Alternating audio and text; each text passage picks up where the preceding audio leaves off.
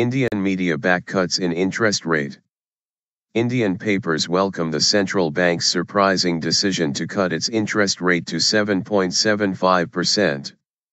The benchmark interest rate, or the level at which the Reserve Bank of India, RBI, lends to commercial banks, had been kept at 8% since last January. The RBI cited a sharper than expected decline in the price of fruits and vegetables since September last year as one reason for the policy shift. The RBI had been under pressure from the government and businesses to reduce its interest rate to give the struggling economy a boost. Papers say the government needs to follow suit and use the rate cut to boost growth and create jobs.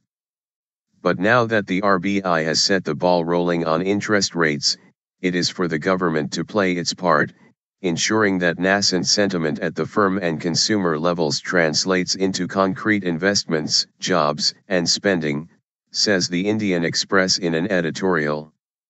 The Times of India says the government must support the RBI's policies. If government does not bring about a situation where incidence of hindrances to supply of goods and services comes down, RBI is unlikely to lower interest rates much further and investments will not materialize. Move ahead, Finance Minister, it says. The Asian age sees the cut as a kickstart to monetary easing.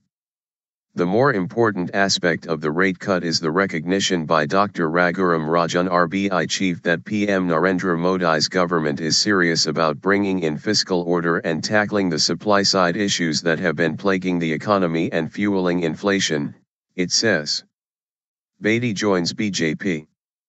In some political news, social activist and former police officer Kiran Bedi has joined the ruling Bharatiya Janata Party, BJP, ahead of the state elections in Delhi, reports say. I joined BJP due to the inspirational leadership of Prime Minister Narendra Modi. I wanted to sacrifice my entire life to social work. But he inspired me to join political life, the Hindustan Times quotes Ms. Bedi as saying.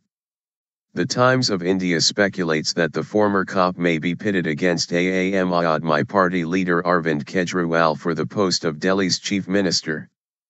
The paper says there is strong indication the BJP could project the country's first woman IPS officer as its chief minister candidate.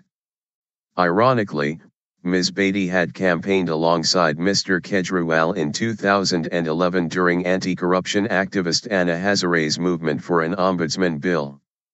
Ms. Bedi and Mr. Kejriwal later had a public fallout. Chocolate and thieves.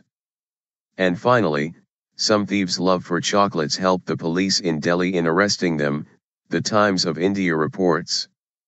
The two suspects were caught by a CCTV camera eating chocolates at a confectionery store in Rohini area of the capital, the paper says. The report says the thieves loved chocolates and would break into sweet shops after every robbery.